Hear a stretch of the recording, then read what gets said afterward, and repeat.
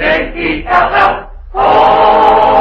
The Jell-O program, starring Jack Benny, with Mary Livingston, Phil Harris, Dennis Day, and yours truly, Don Wilson. The orchestra opens the program with I Must Have One Kiss, Kiss, Kiss.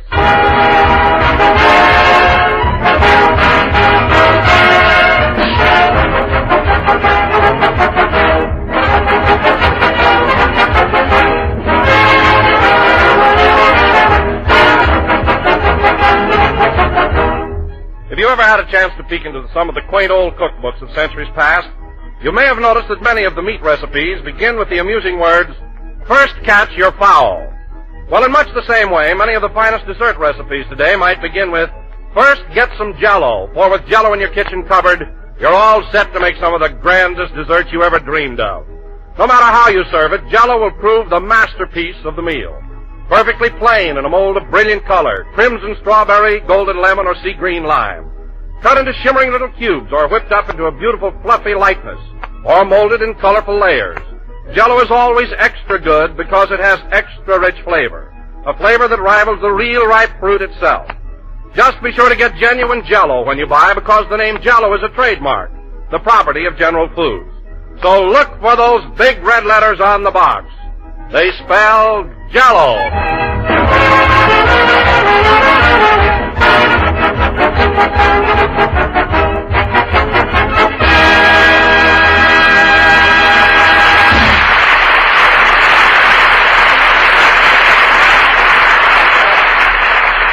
That was I Must Have One More Kiss, Kiss, Kiss, played by the orchestra.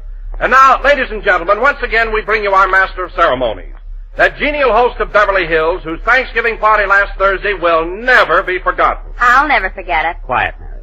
A man who spared no expense to ensure the success of this delightful occasion. Mary, please.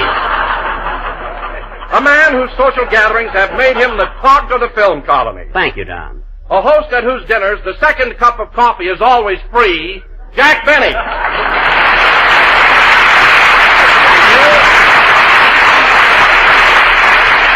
Thank you. Hello again. This is Jack Benny talking. And, Don, I'm glad you had such a nice time at my Thanksgiving party. But what did you mean the second cup of coffee was free? I was only kidding, Jack. Mary was ribbing you, so I thought I'd join in. It was really a grand evening. Well, thanks, Don. And it's for you, Miss Livingston. That's the last time you'll ever have dinner at my house. Oh, Jack, don't be so touchy. Well, who wouldn't be? Gee, you're getting so sensitive lately, it's simply awful. Just the same, you're not eating at my house anymore. Who cares? My ticket is punched out anyway.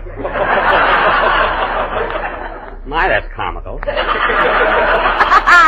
You know, it seems strange, Mary, but you're the only one that gets bored when I invite the gang over. Hey, Phil. What is it, Jackson? Did you have a good time at my Thanksgiving party? Yes, the first time I ever got a hangover from a turkey.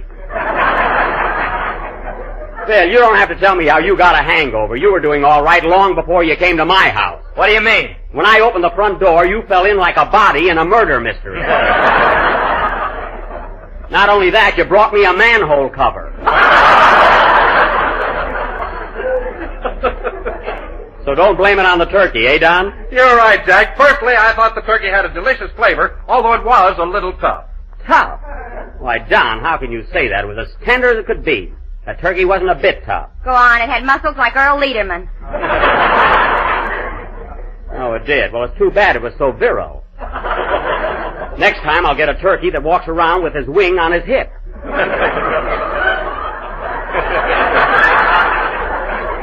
Maybe you'll like that better. And oh boy, the soup you served. You know, Phil, it reminded me of that new picture. What picture? The rain came. Well, I suppose it wasn't a hit. Listen, fellas, if my party was such a big flop, how did it happen to crash the newspapers? It was right on the society page of the Beverly Hills Citizen. The Beverly Hills Citizen? Yes, Don, I got it right here. Get this. Here, read it to him, Mary. Okay. Do you suffer from itchy skin? If so, try... It's on the other side. Here, give me that. I'll read it. Listen, fellas. Jack Benny entertains. That's the headline. Last Thursday night, at his cozy home on Roxbury Drive, Jack Benny, star of stage, screen, and radio, gave the outstanding party of the social season. Among those present were Mary Livingston, Don Wilson, Mrs. Lucretia Day and her son Dennis, Phil Harris, Andy Devine, and Mr. Homer T. Schmink. Homer T. Schmink? Who was he? Oh, he was the fellow that delivered the ice cream and wouldn't go home.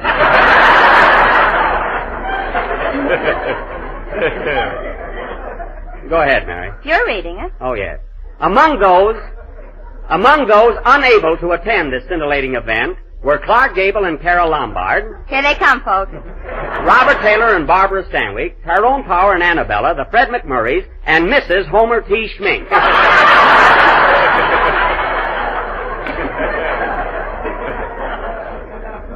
A good time was had by all. How's that for a write-up? Let me see that, Jack. Here you are, Mary. Look at that big print on top. Jack Benny Entertains. Yeah, look at that little print at the bottom. ADVT.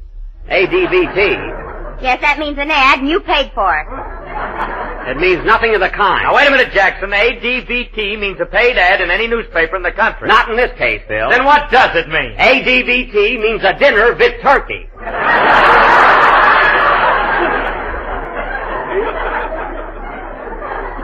That's what it means. Bit turkey? Yes, bit turkey. Oh, Jack, you're wonderful. All right, Mary, I don't care what you say. I consider that a very lovely notice. It certainly was, Jack. It certainly was, Jack. And you know what I enjoyed most at the party? What, Don? The games we played afterwards. Gee, it was fun, wasn't it? Yeah, those games are silly, but it's great when you play the old ones, like spin the bottle, pin the tail on the donkey. Holy smokes, did we play games? Yes, Phil, we pinned the tail on you 8 times, and you didn't even feel it. And you know why. No fooling. Say, Jackson, I meant to ask you something. Who was that cute girl I was dancing with all evening? Forget it, Phil. Oh, no. Who was that girl I was dancing with? You know, the one in the ermine wrap. Phil, I said forget it. Forget it nothing. She was a cute kid, and I want to call her up. All right, Phil, that cutie was Carmichael. That's who you were dancing with. I thought she had a cold nose.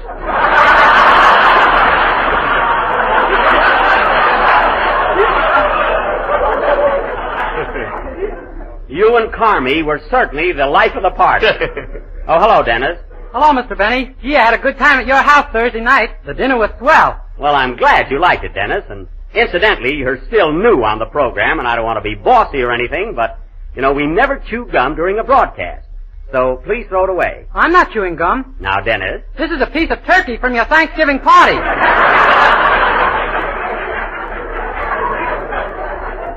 Oh, well, you must have got the only tough piece. Your mother didn't have any trouble, Dennis. She had 2 wings and a drumstick. Where is she? Flat on her back.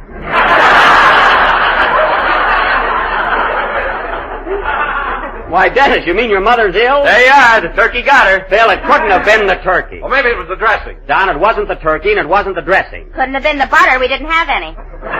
Listen, Mary, you don't need butter when you have gravy. You can put gravy on the bread. Supposing you don't like gravy. Then stay home, for heaven's sake. A big issue over butter and gravy. Now, let's forget about my party. I don't know what you kids are complaining about. I got a big piece of butter. I certainly. All you had to do was ask for it. Don asked for a piece of butter, and I gave it to him. He had to burn his finger first. Well, then what's the argument? Butter is very good on a burn. I suppose it's no good on bread. All right!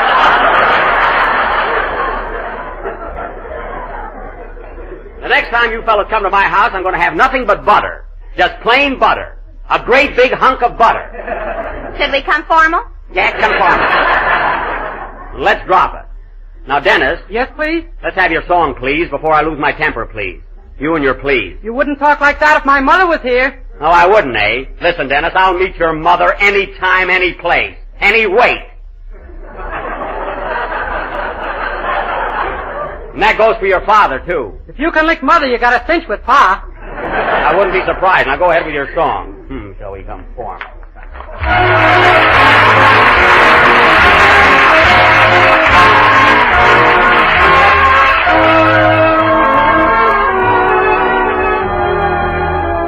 Faithful forever, whatever I do, remember I'm true. Remember that.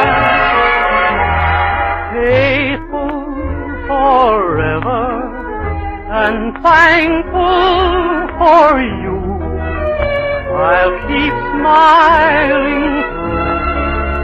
Remember that we may be apart now and then, but I'll hold you in my heart till you're in my arms again.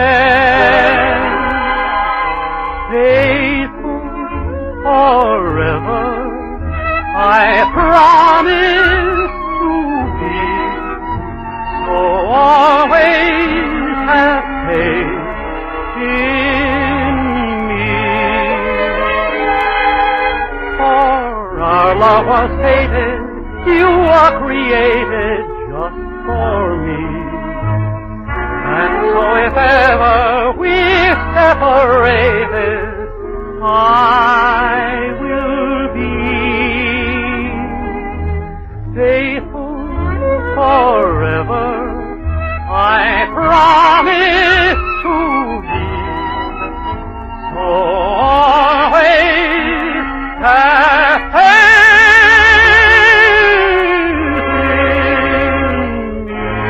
in me.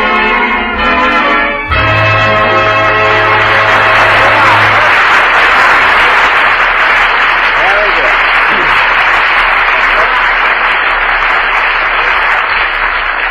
That was Faithful Forever, sung by Dennis Day and accompanied by the orchestra, who were still playing I Must Have One More Kiss, Kiss, Kiss. And you both did very well. By the way, Dennis, I'm sorry I spoke so sharply to you a little while ago, but I was rather annoyed and I took it out on you. Oh, that's all right, Mr. Benny. You're about the only one around here who shows me any respect. So just keep on being a good boy, that's all I ask. You know, there's a certain formula for getting along with me, Dennis. Be grateful, act polite. And let Jack save your money. Nice going, Mary. Listen, Mary, I've had just about enough of those insults and gags at my expense. If you and Geronimo don't like it...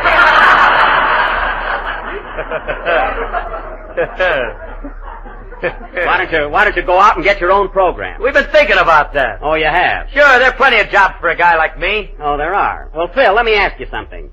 Have you ever driven your car across the Mojave Desert? Sure, why? Well, did you ever notice that just before you start across the desert, right on the edge of it, there's a gas station that says Last Chance? Yeah, what about it? Well, 3 years ago, when you got a job on this program, I was that gas station. Just remember that. What are you talking about? 3 years ago, my band was the hottest thing in town. Sure, it was the hottest thing in town. You were working in a barbecue pit.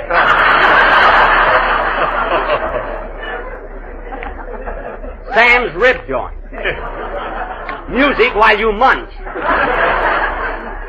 So don't tell me. Well, we all have our ups and downs. I'm considered the top band leader today. Oh, you are, eh? Right now, I'm at the pinnacle of my career. Pinnacle. Oh, boy, what a guy. You know, Phil, sometimes when I look at you, all I can do is shake my head. Just shake my head. You wouldn't if you could stop it. A good stiff collar will take care of that. And you, Miss Livingston, what I said about Mr. Harris goes for you, too. You're very lucky to be here. Is that so? Yes, that's so. You were on this program 2 years before you realized I wasn't a floor walker. And take that pencil out of your hair.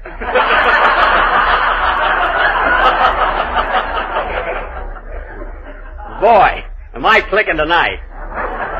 That's your teeth.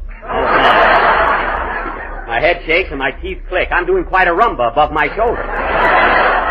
Now get away from me. Oh, my goodness, Jack, but you're sure cranking the whip tonight. Quiet, Wilson. I'll give you just 2 seconds to say something about Jell-O. Yes, sir. Ladies and gentlemen, the next time you go to your neighborhood grocer, be sure to ask him for a package of Jell-O. It comes in 6 delicious flavors. Well, what are they? Name them. Yes, sir.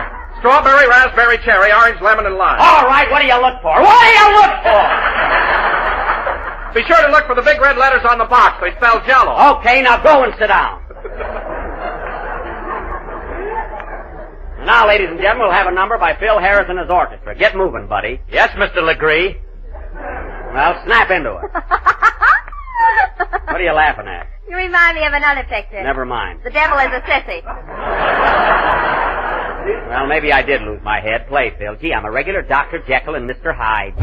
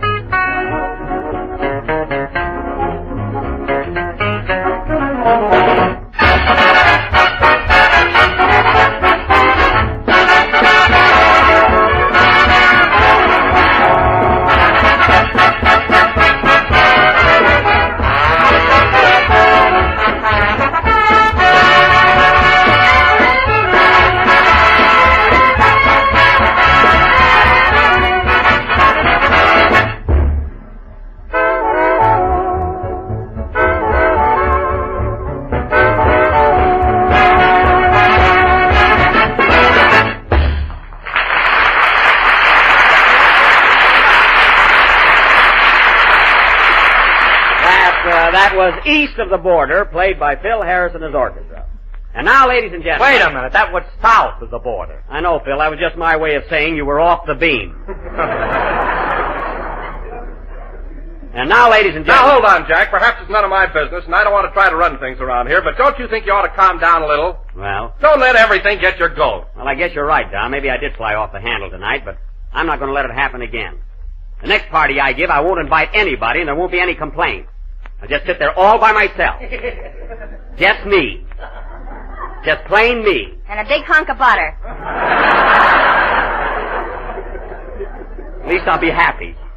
That's not asking too much. Well, Jack, I just can't hold out any longer. This whole thing was a rib. A rib? Yeah, every one of us thought that dinner of yours was marvelous. No kidding, Jack. The turkey was delicious. Best I ever tasted. Oh, it was, eh? Yeah, the piece I got is swell. Well, Dennis, stop chewing it. Give up already. So you fellas enjoyed the turkey, eh? We sure did. Well, kids, I can't hold out any longer either. To show you guys you know nothing about food, that bird I served Thursday night wasn't turkey at all. It wasn't turkey. No, it wasn't. It was duck. Wild duck. I shot him myself. Who held him? Nobody held him. I shot him right out of the air. Mary was with me. You mean when we were out hunting with Annie Devine? Yeah, so don't pan the food, fellas, when you don't even know what you're eating. So you went duck hunting with Andy, huh? Was it fun? Oh, you should have been there, Don. Jack was a scream. Never mind. Boy, what he doesn't know about a gun. I know plenty about guns, Mary. When I was on the rifle team in Waukegan, they used to call me Bullseye Benny. Bullseye. I can make it shorter than that.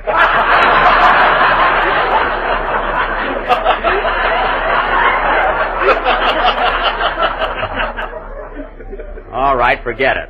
What happened at the duck hunt, Mary? Well, It's not important. Jack and I left Tuesday and stayed overnight at Annie's ranch. I see. And about 4 o'clock the next morning, I was down in the kitchen helping Annie's mother get breakfast. Uh-huh. Well, anyway, Annie went upstairs to wake up Jack. And pretty soon we heard him hollering, "Hey, Buck, it's 4 o'clock. Hey, Buck, it's 4 o'clock. Come on, we gotta get going. Hello again. Oh, hello, Andy. What's the matter? Well, if you want to shoot any ducks, we better get started. Okay, Andy. I'll be dressed in a minute. Oh, boy, I'm tired. Gee, Buck, you sure look funny in that nightgown. What's wrong with my nightgown? You look like a bride with that long train. That's not a train. My zipper got caught in the sheet.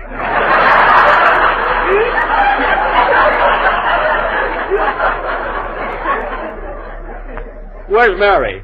She's downstairs with Ma getting breakfast ready. What, Mary Livingston up at 4 o'clock in the morning? Oh, boy, I bet she's grouchy. Oh, no, Buck, she's cheerful as a lark. Oh, she can't be. She is, too. I'm telling the story. Oh. Well, anyway, Don, Andy came downstairs and Jack went over to the bunkhouse to wake up Rochester. Oh, was Rochester with you? Yeah, Jack thought he'd make a good retriever. So Jack went over to get Rochester, and he had an awful time waking him up. You could hear him yelling at the top of his voice. Rochester! Hey, Rochester! Come on, Rochester.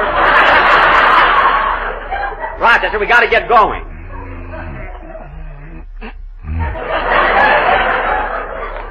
Rochester, wake up.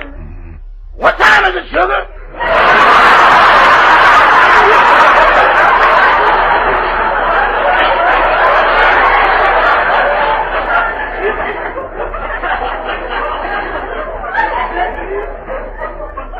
It's 4 o'clock and it's me. Now get up. Can I sleep a little longer? No, you can't. The ducks are waiting for us. Boss, anything that waits for me at 4 o'clock in the morning better pull up a chair and relax. Don't be silly, Rochester. How can a duck pull up a chair? Sit down, boss, and we'll discuss it. Never mind. Now you get up out of that bed and make it snappy. Come on. It's dark outside. Now quit stalling. I'll give you just 3 to get up. 1, 2, 3. Rochester, if you don't get up right away, you're going to miss breakfast. I'm going to score on lunch, too.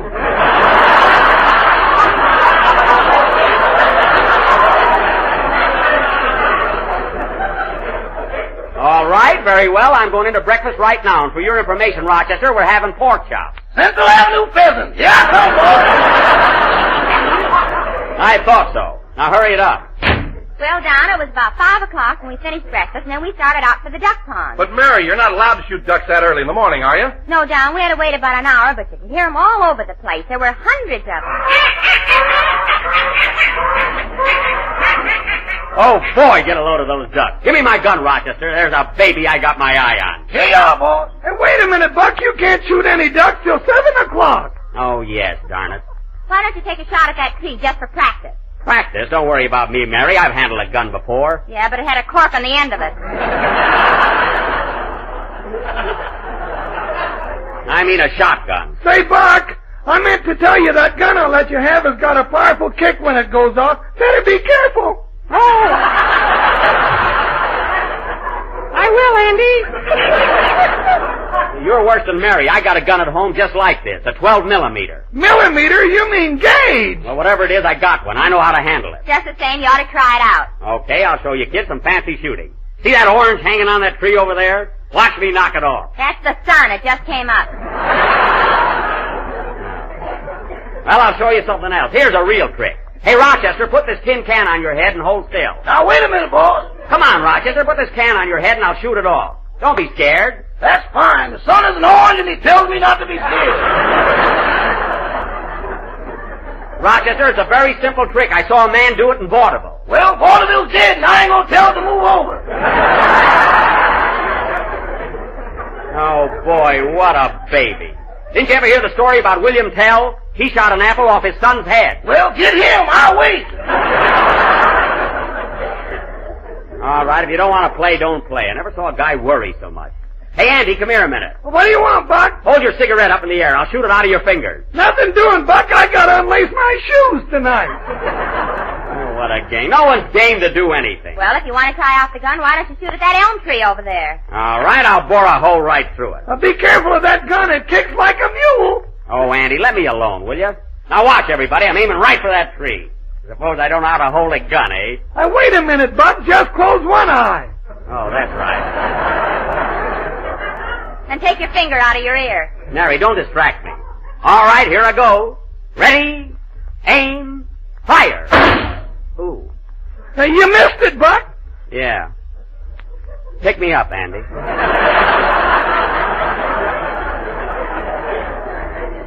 You were right about that gun. Oh, Jack, look at that big flock of ducks over there in that cove. Big fat ones. Yeah, let's sneak over and hide in the bushes. Yeah, we'll be all ready for him at 7 o'clock. Now be quiet, everybody. Say, Andy, how many ducks are we allowed to get? I mean, what's the limit? 10 apiece. Oh, boy, 20 ducks. Now remember, Rochester, all the ducks I shoot, you'll have to carry home. Boss, if a duck flies slow enough for you to hit, he's too old to eat.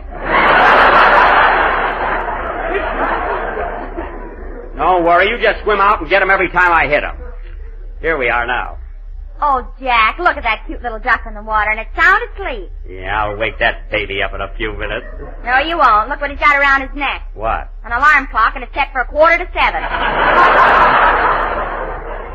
Oh, don't be silly. Gee, I wish it was time already. I could hardly wait till I start blasting away at them. Take it easy, Buck. I will, Andy, but gee, I'm kind of anxious to get... Oh, darn it. Buck, I told you not to shoot before 7 o'clock. I didn't shoot, Andy. I dropped my gun and went off by accident. What's that? You got a duck, boss. Here it is. Oh, boy, and I wasn't even aiming at him. Only 9 to go, kids. Wow, this is fun. What a duck. Gee, it's a beauty, isn't it, Jack? Yeah, it is pretty. Gee. Look at those eyes. Yeah. Look at those eyes. Gosh, I didn't know ducks had blue eyes. And look at that sad face. Ain't it sad looking?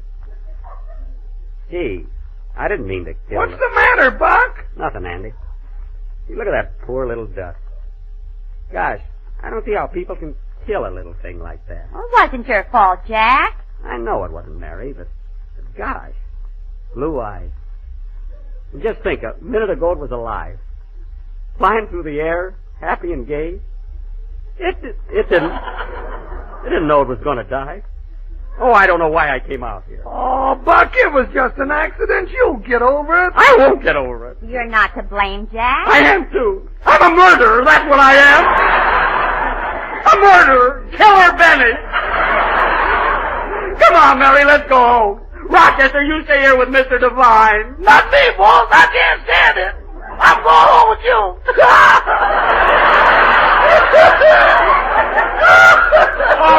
bartender, if you're so sad, put down that duck. So long, Andy. So long, Bucky. So long. So you...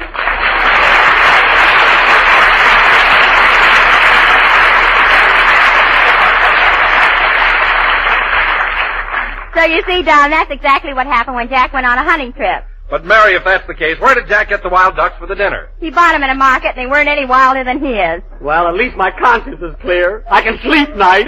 Play, Phil. You know, foreign visitors to this country look upon the average American supper table as one of the wonders of the world, and I agree with them. Why, every night of the year, the American table laden with foods that are fit for a king. Yet they're common items in the simplest American menu. Such delicacies, for example, as Jell-O chocolate pudding, a rich, marvelously smooth dessert that's cramped, has a full, satisfying flavor like the old-fashioned pudding your mother used to make. But Jell-O chocolate pudding is quick and easy. You can serve it in any number of tempting ways, dressed up with whipped cream, chopped nuts, or maraschino cherries. You can make a swell chocolate pie filling with it, or use it for a satin-smooth chocolate sauce. And there's Jell-O butterscotch pudding with its warm, mellow, golden taste. And a Jell-O vanilla pudding, delicate and creamy and extra luscious with fruits or nuts folded in. They're all swell to eat. They're all easy to make. So get Jell-O puddings tomorrow. Chocolate, butterscotch, and vanilla, and you'll know why all America is raving about these new desserts. We're a little late, so good night, folks. J-E-L-L.